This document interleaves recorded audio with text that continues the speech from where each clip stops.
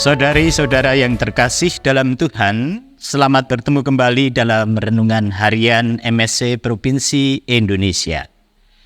Hari ini, Jumat 23 Februari 2024, kita diajak untuk merenungkan Kitab Nabi Yeskiel bab 18 ayat 21 sampai dengan 28 dan Injil Matius bab 5 ayat 20 sampai dengan 26 yang berbicara tentang kerinduan Allah. Saudari-saudara yang terkasih dalam Tuhan, Allah senantiasa rindu bahwa kita manusia mengalami kebahagiaan dan keselamatan. Seluruh kitab suci, kalau kita cermati, dengan jelas mengungkapkan apa yang menjadi kerinduan Allah itu. Sebelum Allah menciptakan manusia, maka Allah menyediakan dan mengadakan segala sesuatu yang berguna bagi kebahagiaan dan keselamatan manusia itu. Suatu dunia ciptaan di mana manusia akan bisa hidup dan bahagia. Tata ciptaan ini dilengkapi dengan berbagai macam hukum yang ada di dalamnya. Agar manusia mengerti dan memahami apa yang menjadi kerinduan Allah, maka Allah menganugerahkan akal budi dan pengetahuan kepada kita manusia. Namun kekuatan dosa masuk dan merusak kebahagiaan itu, sehingga kita manusia jatuh di dalam dosa. Karena itulah Allah memberikan hukum-hukumnya, agar Ia bisa menuntun manusia melalui para utusan-utusannya.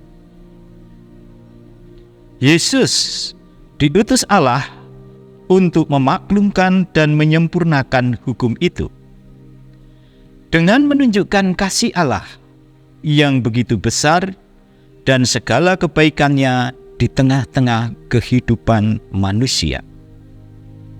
Yesus sungguh tahu bahwa yang dirindukan oleh Allah, manusia bisa hidup di dalam kasih-Nya. Sebab hanya hidup di dalam kasih-Nya, manusia akan mengalami kebahagiaan dan keselamatan. Apa arti hidup di dalam kasih? Hidup di dalam kasih berarti hidup di dalam kebenaran dan kebaikan yang diberikan oleh Allah melalui utusan-utusannya, terutama melalui Yesus, Putra Allah yang tunggal. Hidup di dalam kebenaran dan kebaikan yang dinyatakan oleh Yesus berarti kita mau mengasihi Allah dengan segenap hati, dengan seluruh jiwa dan raga, dengan seluruh kekuatan yang diberikan oleh Allah kepada kita. Dan yang kedua adalah dengan mengasihi sesama seperti kita mengasihi diri kita sendiri. Saudari-saudara yang terkasih dalam Tuhan, hanya dengan hidup di dalam kasih itulah kita bisa berbuat lebih. Bukan hanya sekedar formalitas belaka, bukan hanya sekedar melakukan kewajiban belaka, bukan hanya sekedar kepatuhan kepada hukum yang ada.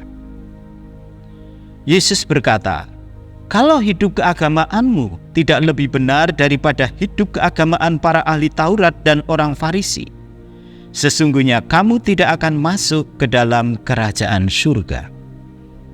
Mengapa?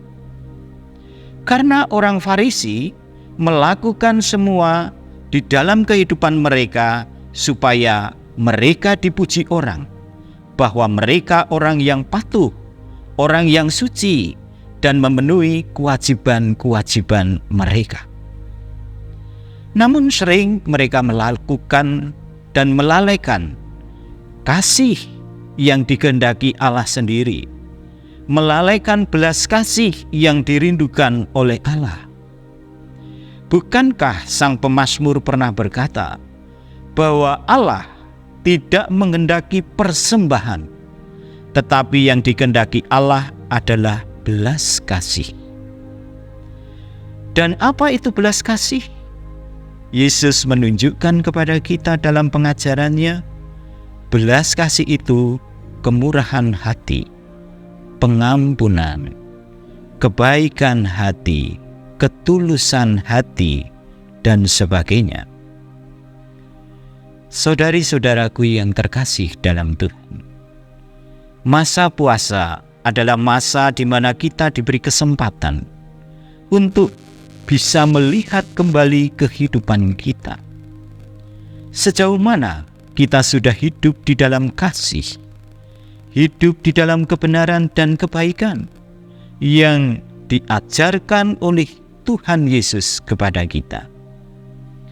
Kalau belum, maka kerinduan Allah yang kedua adalah pertobatan, sebagaimana dinyatakan oleh Nabi Yeskiel. Jikalau orang fasik bertobat dari segala dosa yang dilakukannya dan berpegang pada segala ketetapanku, serta melakukan keadilan dan kebenaran, ia pasti hidup, ia tidak akan mati. Tidak ada kata terlambat bagi Allah.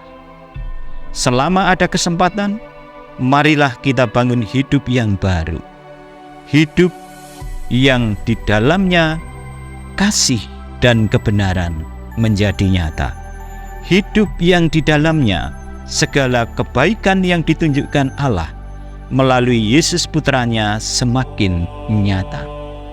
Saudara-saudariku yang terkasih, marilah kita membangun kehidupan yang diberkati. Semoga Tuhan menolong kita. Amin.